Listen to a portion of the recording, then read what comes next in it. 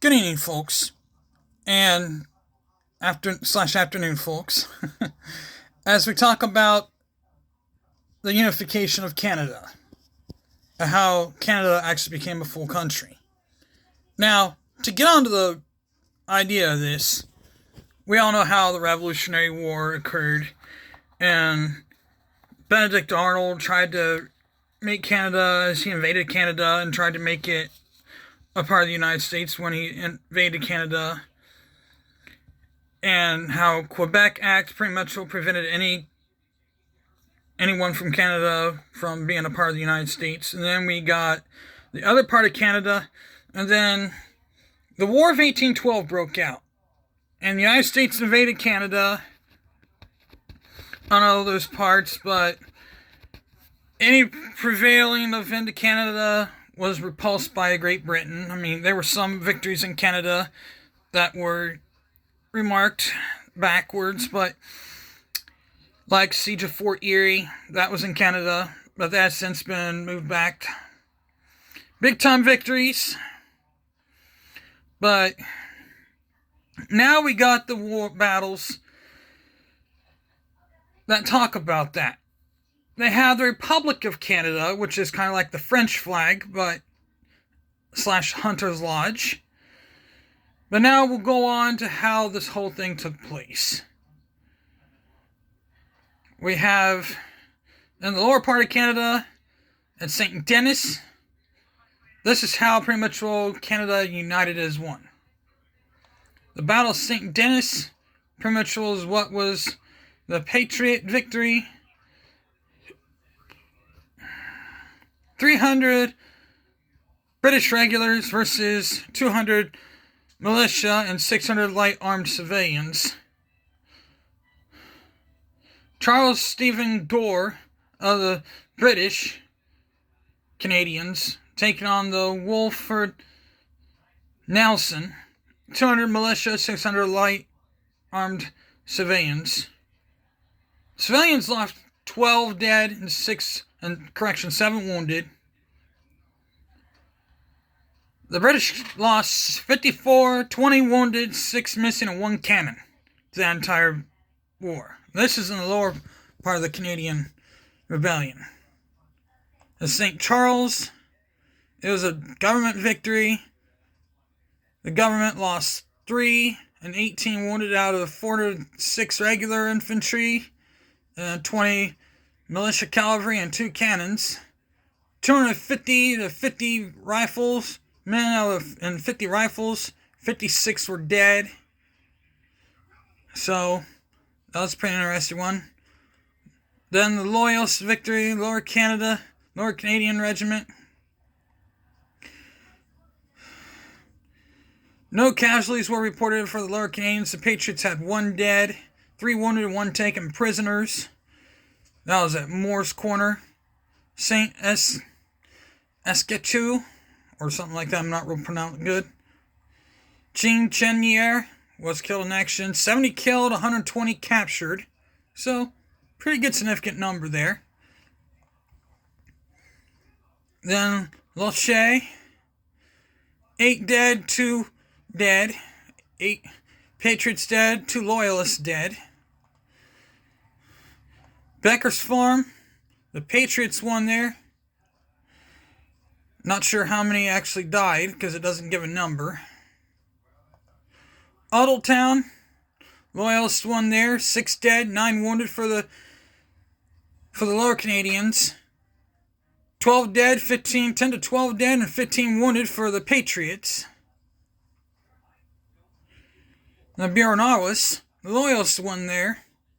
Not sure how many died there, but doesn't really give a number. Okay, now on to the next.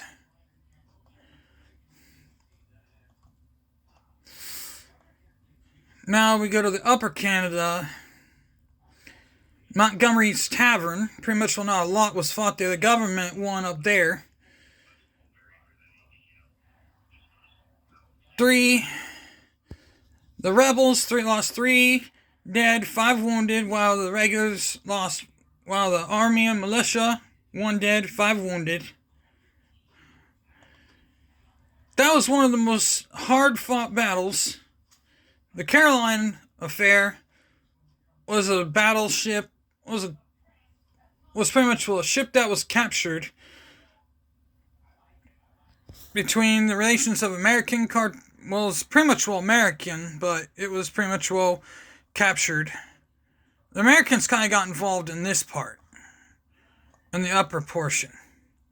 Battle of Windsor, American Anglo victory, the Hunter Patriots. The Hunter Patriots, they had 25 dead, and they had 44 to 65 wounded. They had 8 dead, while the 300 Canadian militia, British regulars, 8 dead, 1 steamship. So, that's pretty much there. Then, Battle of Pelee Island. 14, the Patriots, Hunter, lodges, 14 killed, 18 wounded, 11 captured, while Captain George Brown, 126 of his troops, 5 dead, 25 wounded. So, small numbers there.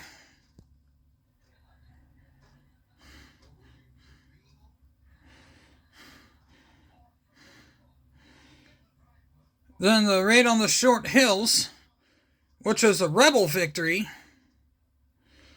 31 captured, 2 wounded. 13 Lancers were captured, later released. 1 Lancer was wounded.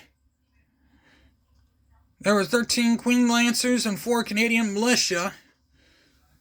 But that's pretty much how that went down.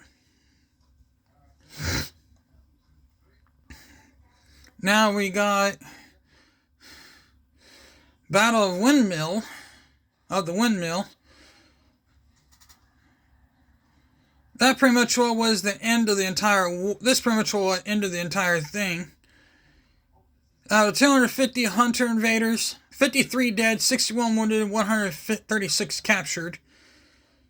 17 British dead, 60 wounded. So, that pretty much showed a lot about their interest of the entire war. Then the Hunter's Lodge is just... Now, this war pretty much just shows you how this conflict versus the American conflict was like between the British and them. Now, don't get me wrong, the American Revolutions versus the Canadian Revolution was 2 different type of ordeals. Now, the Hunters' Lodges was more, / the Canadian Republic, was more of a thing that wanted to be something that wanted to be free. They wanted to have their own freedoms. They wanted to have more of a area where they didn't have to have... They wanted their own rights. Kind of like how the Civil War was, where it'd be state rights only. State rights only was what was involved with this. Now, with that being said, hit the like button, hit the bell for notifications. With that being said, I'm out of here. Peace.